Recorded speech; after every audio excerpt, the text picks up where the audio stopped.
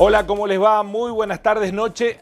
Aquí estamos en una nueva entrevista de Telediario Televisión. Soy Guillermo Jeremía y los invito en la próxima media hora a analizar uno de los temas que nos ocupa y nos preocupa. Vamos a revisitar la cuestión del estado en que se encuentra el Poder Judicial, que para nosotros es un pilar fundamental en la sociedad, sobre todo en la democracia. No hay democracia plena si no tenemos un Poder Judicial que esté a la altura de las circunstancias. Hay muchas situaciones que derivan del accionar del Poder Judicial, pero hay un mecanismo que tiene el Poder Judicial, no de autodepurarse, pero sí de establecer controles para que su funcionamiento por lo menos esté en el umbral de la aceptación. Ese mecanismo se llama Consejo de la Magistratura, que se debe, a partir de ese ámbito, tener una vara constante de referencia de lo que hacen o dejan de hacer nuestros jueces, nuestros magistrados. Bueno, de eso vamos a hablar con un ex juez federal, con un especialista en temas judiciales, con un columnista de medios de comunicación, el abogado cordobés, el doctor Miguel Rodríguez Villafañe, a quien saludamos. ¿Cómo le va, doctor? Gracias por aceptar esta videollamada. Como siempre, un gusto, Guillermo, estar en tus planteos y en tu reflexión. Muchísimas gracias, doctor. Me gustaría que desde la didáctica que usted también maneja, brevemente, en un minuto, le expliquemos a la población que por ahí no está focalizada en los asuntos ligados con el Poder Judicial, qué es y qué hace el Consejo de la Magistratura, que hoy está en plena discusión. Bien, primero que nada, la gente, con toda razón, a veces no sabe qué es el Consejo de la Magistratura, si es igual al Consejo de Educación o al Consejo, otro tipo de consejos que hay, que no tiene nada que ver con esto. Esto es una institución, o sea, la organización del Consejo de la Magistratura, que primero tuvo organizaciones provinciales, y decir, el año 1994 se incorporó a la Constitución Nacional. Entonces, lo primero que hay que distinguir es que hay consejos de la magistratura provinciales, como que Córdoba tiene su propio consejo de la magistratura para la designación de magistrados o magistradas. Este es el consejo de la magistratura nacional, que regula la situación de los jueces federales fundamentalmente. ¿Qué funciones tiene el consejo de la magistratura de acuerdo a la Constitución? Tiene que hacer los concursos para el ingreso a la magistratura. En eso fue un gran avance, porque antes lo elegía directamente el Poder Ejecutivo y tal vez no estaba garantizada la idoneidad desde el punto de vista técnico de la persona que iba a ocupar el cargo.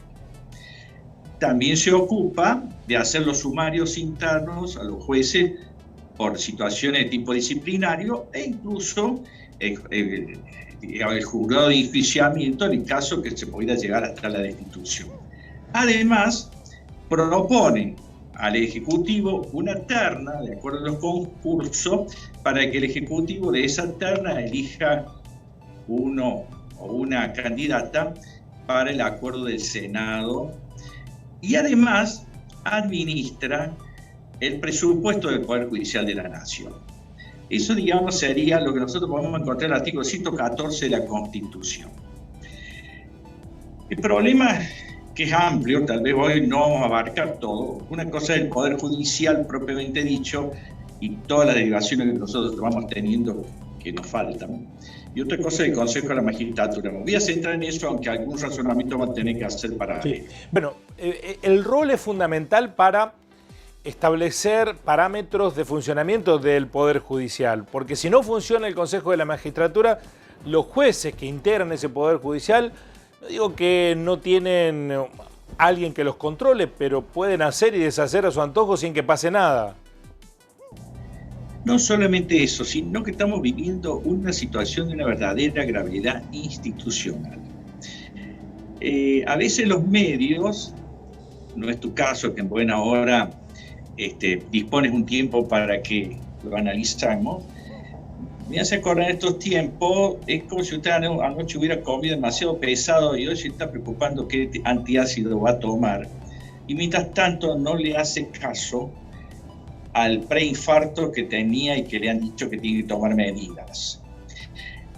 ¿Cuál es lo que yo quiero analizar entonces en función de esta comparación? A veces estamos discutiendo cosas que no son de la envergadura que tienen, mientras que nosotros el 15 de abril vamos a entrar en un verdadero colapso judicial. ¿Qué significa esto? Y esto no es exageración. Y tengo que hacer un poco de historia para que se entienda. En diciembre, la Corte Suprema, en un fallo que en realidad no tuvo más que el efecto de demostrar que tiene poder cuando se está discutiendo, digamos, el peso moral de los actuales 4 miembros de la Corte, declaró inconstitucional la ley por la cual se organizó el Consejo de la Magistratura de 13 miembros. Y dijo que había que reflotar la ley, otra ley, para no mezclarlo con número de ley, que llevaba a 20 miembros. La primera irregularidad de ese fallo es que da 120 días a que se reorganice el Consejo de la Magistratura en base a los criterios que dice la Corte, sino de lo contrario, esos 120 días que se dan el 15 de abril, todas las resoluciones que dicte este Consejo de la Magistratura son nulas. Empecemos a recapitular. ¿Cuál era el apuro de la Corte, que tuvo 6 años a fallo el tema, y de un día para el otro dice 120 días? Esta es una ley que lleva 16 años, la deroga y da 120 días y produce un jaque mate al sistema. ¿Por qué? Porque el 15 de abril el Consejo de la Magistratura no va a poder dictar ninguna medida válida, o sea, no va a poder proponer candidato, no va a poder llevar adelante concurso, nada por el estilo. Para el futuro, reflota una ley derogada que debe llevar a 20 miembros, que tampoco hay tiempo que se constituya, con el agravante que ese nuevo consejo lo que dictamine también va a ser nulo, porque se va a basar en una ley derogada. La Corte puede declarar inconstitucional una ley, pero no puede reflotar una ley derogada. Esa es facultad del Poder Legislativo. Entonces, nosotros vamos teniendo, por un lado, que el 15 de abril la Corte dice que no rige más las decisiones de este Consejo de la Magistratura.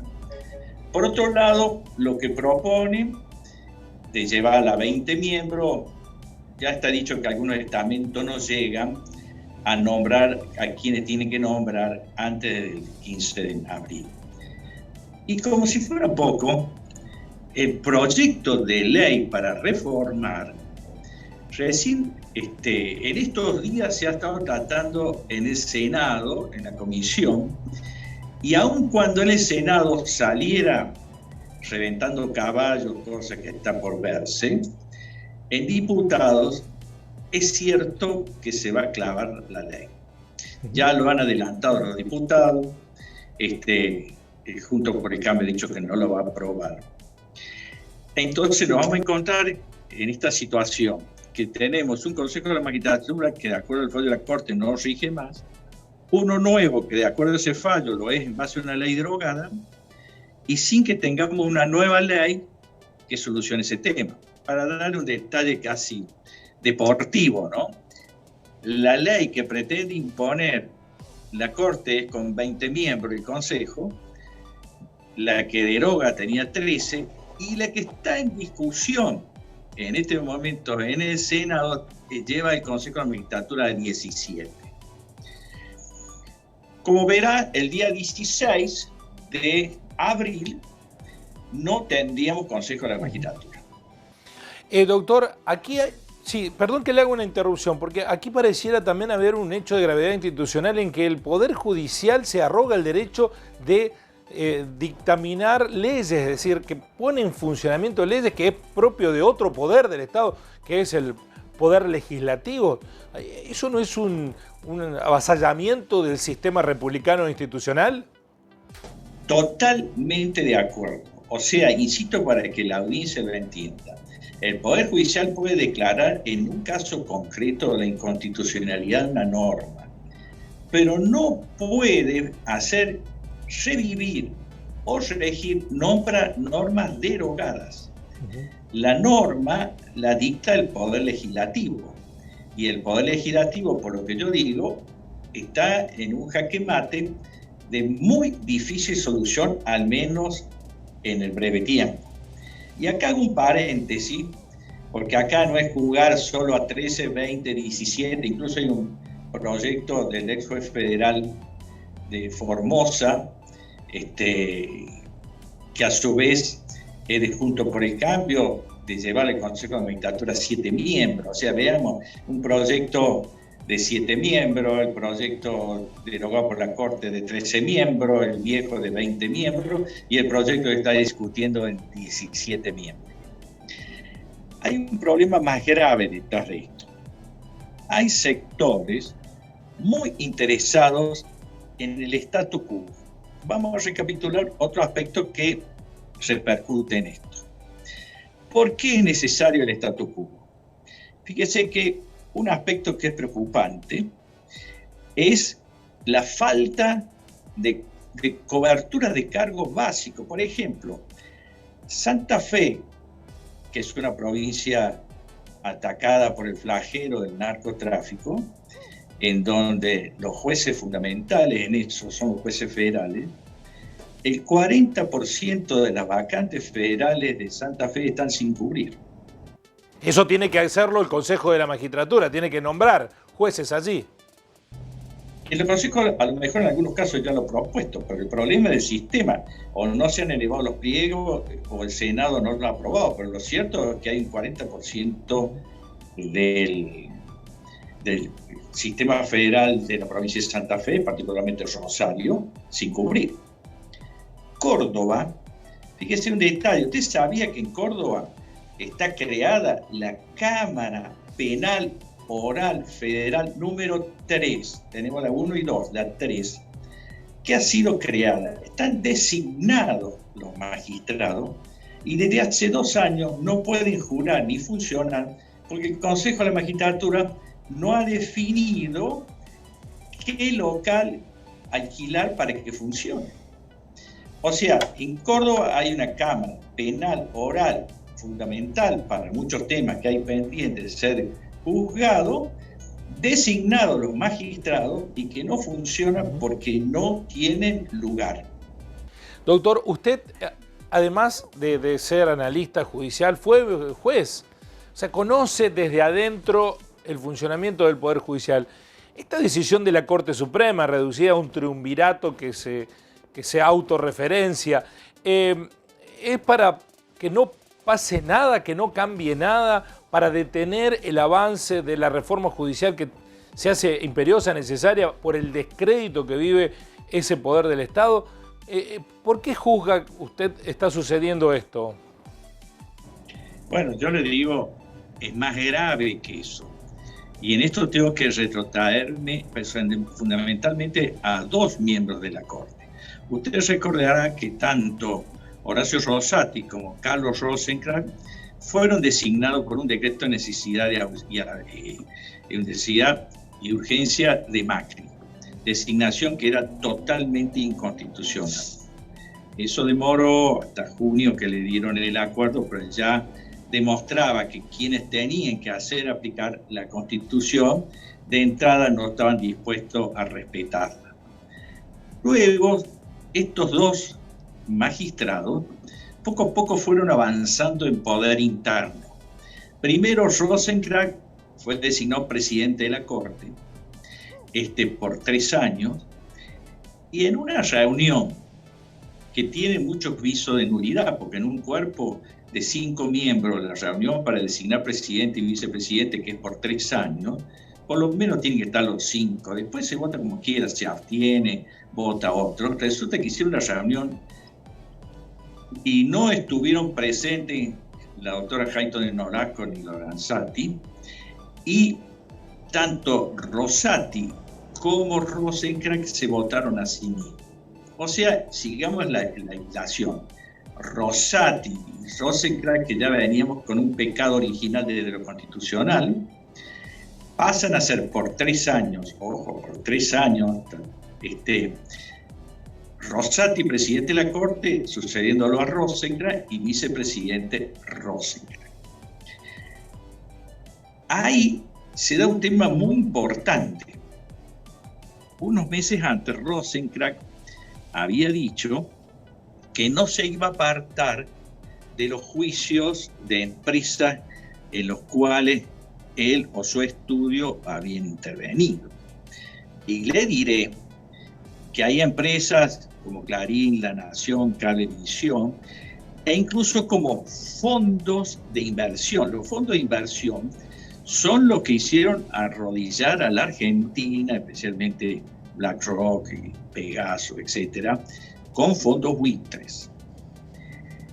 Digamos, en estos días ha salido la noticia que casi $500.000, no sé la cifra exacta, Rosenkrantz sacó del país después de la PASO en base a un informe que da el Banco Central. Entonces uno pregunta, los poderes reales, los poderes del poder, tienen el poder en la Corte, son 3 votos. A su vez, Rosati, al votar la desaparición de la ley anterior y reflotar la ley anterior a la anterior, digámoslo así, se autoeligió presidente del Consejo de la Magistratura. O sea que en este momento Rosati pasa a tener lo que yo llamo la suma del poder público judicial, o sea, es presidente de la Corte con todo lo que eso implica, y es presidente del Consejo de la Magistratura. Además, doctor, el abismo que hay entre los ingresos que perciben los magistrados y otras personas que tienen iguales o superiores responsabilidades en la sociedad. Digo, una directora de un colegio que tiene 600 personas todos los días enseñándoles bajo su responsabilidad, cobra un 10%, y me estoy quedando corto de lo que cobra un juez. Por eso yo digo que esto es un tema que requiere, y acá viene lo político, lo que yo doy a llamar una política de Estado. Estamos viviendo un momento que se tiene que reunir todos los que dicen que son democráticos republicanos y encontrar una salida. En este momento hay una vacante en la Corte que no se puede cubrir porque no está la mayoría, y Macri el otro día en un programa televisivo dijo que todo esto le iba a postergar para el 2023. No da el sistema para esperar todo ese tiempo para que la mujer esté en la Corte, como que esa vacante debe ser femenina, y además como para que no se amplíe la Corte para tener la cantidad de magistrados necesario para resolver, al menos en la medida de lo posible, la cantidad de causas que se tienen. Además, no se tiene Procurador General de la Nación. Está Casal, pero subrogando, pero no es el designado conforme a la ley. Nosotros tenemos ahí aspectos que se tienen que solucionar, que se tienen que llegar a un acuerdo. ¿Es posible que esto ocurra cuando hay sectores de la política que se aprovechan de esta situación? Digo, que son además polea de transmisión de los intereses de las grandes corporaciones económicas, que por supuesto están beneficiándose con este estado de cosas. Tan es así y tan es cierto que casualmente esos sectores no quieren que esto cambie. Y le doy un ejemplo doloroso y vigente. En el año 2020, el presidente dictó un decreto de necesidad y urgencia valioso y necesario, el decreto 260, por el cual determinó que Internet y cable eran servicios públicos. Y eso traía con consecuencia, como otros servicios públicos, el agua, el teléfono, que los aumentos no podían ser caprichosos. Estamos hablando del problema de la inflación, y estaba claro que eso no podía ser caprichoso, cuanto más en pandemia, en donde, imagínense, si el servicio de Internet se encarecía, dejaba a muchos sectores de la sociedad sin que los hijos puedan acceder a la escuela, sin que muchos puedan trabajar a distancia y sin la recreación en momentos en donde había que estar encerrado. Hubo un ensayo que se hizo acá en Córdoba, que salió bien con el juez Augusto Fierro, y se llevó a Buenos Aires esta misma empresa, algunas de las cuales ha representado Rosenkrantz, impugnando ese decreto de inconstitucional y logrando una medida cautelar de paralizarlo. Fíjese, no es menor el tema. En enero de este año, si no me equivoco, estaba autorizado para reajustar un 7% y reajustar un 20%, gracias a la medida cautelar que no le permitía aprobar. El Estado Nacional, el ENACOM, apeló esa medida a la Corte.